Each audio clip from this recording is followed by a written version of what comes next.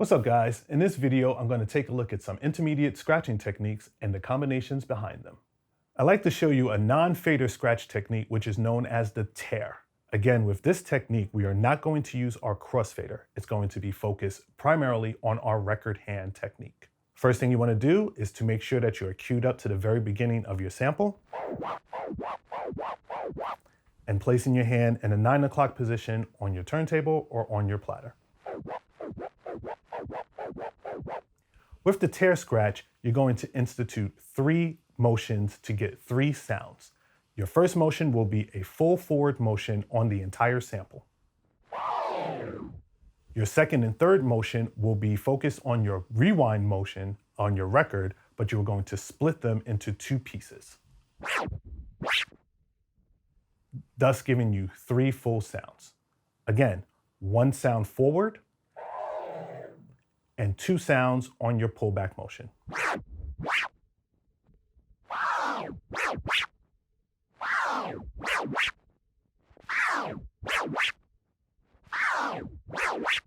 At this point, I will now showcase this technique over a 1-beat loop.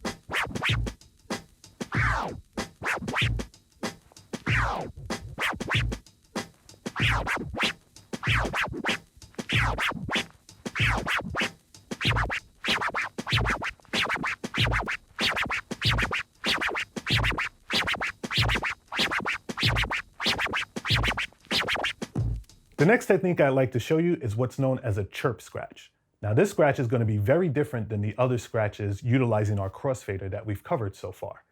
With this technique, we are now going to start with our crossfader in an open position, moving our crossfader, and then ending the scratch again in an open position.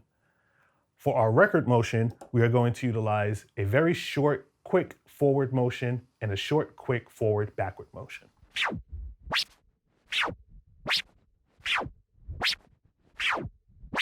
Now we are going to institute the use of our crossfader for each of those forward and backward record motions.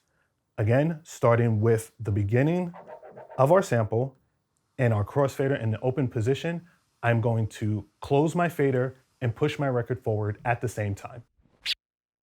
To finish the technique, I'm going to pull the record back and reopen the fader at the same time.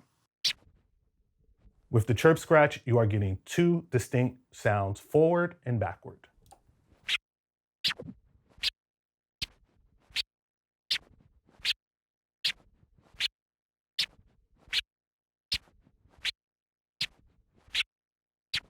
One thing to note about the chirp scratch is that your record hand and your fader hand will be moving apart at the same time and then coming back together at the same time, almost creating like a W.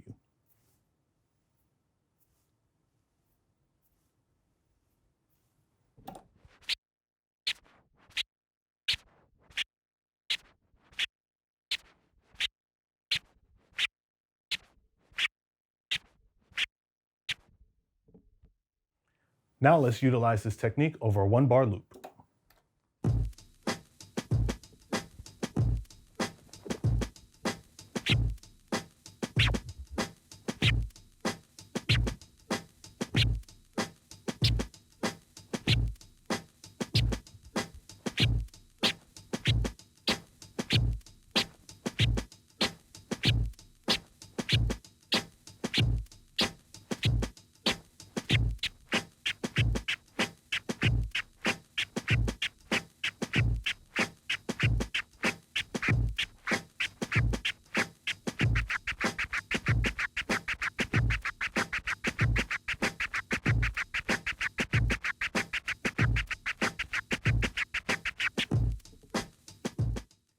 The next scratch I'd like to show is what's known as a flare scratch. Again, this is an open fader technique which starts with your crossfader in an open position and will end with the crossfader back in an open position. With this technique, we're going to use the drag scratch for our record motion.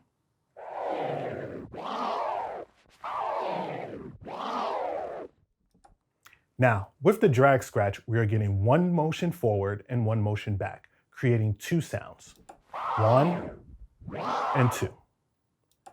We are now going to utilize our crossfader to split those sounds in half to create more sounds with less motions.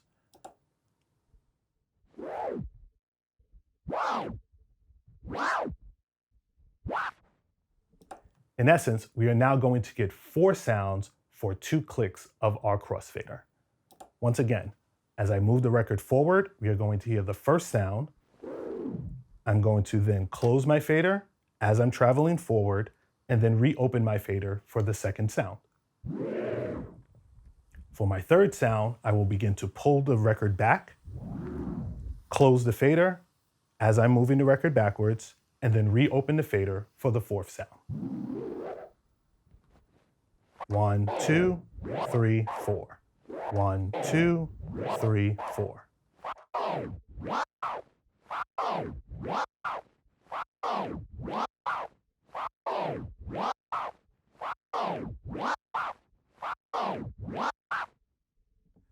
When this technique is done in a fast motion, some people might say it sounds like a Pac-Man trying to eat pellets. Buckle, buckle, buckle, buckle, buckle, buckle.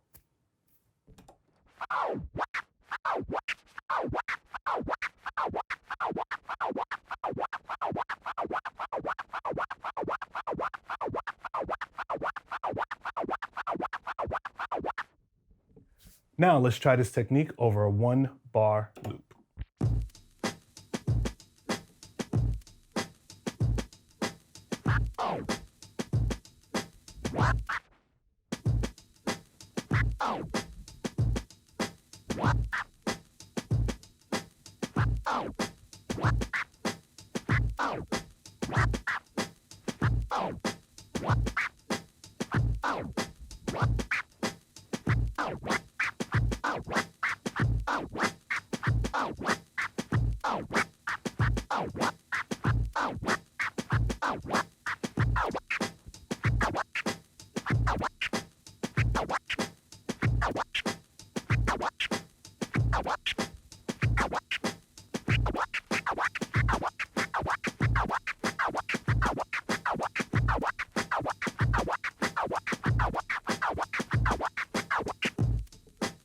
Again, you can now institute multiple clicks in your flare techniques.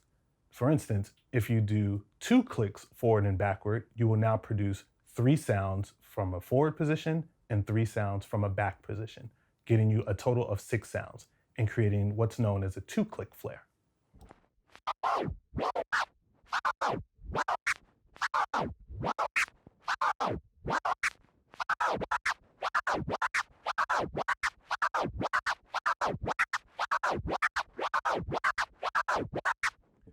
The amount of clicks that you produce for the amount of sounds that gets created is infinite.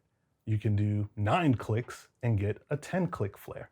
You can do 20 clicks and get a 21-click flare. I would probably just do 1 or 2 clicks. We have now covered a few individual scratch techniques. In our next video, we'll start to use combinations to make these sound a little more intricate.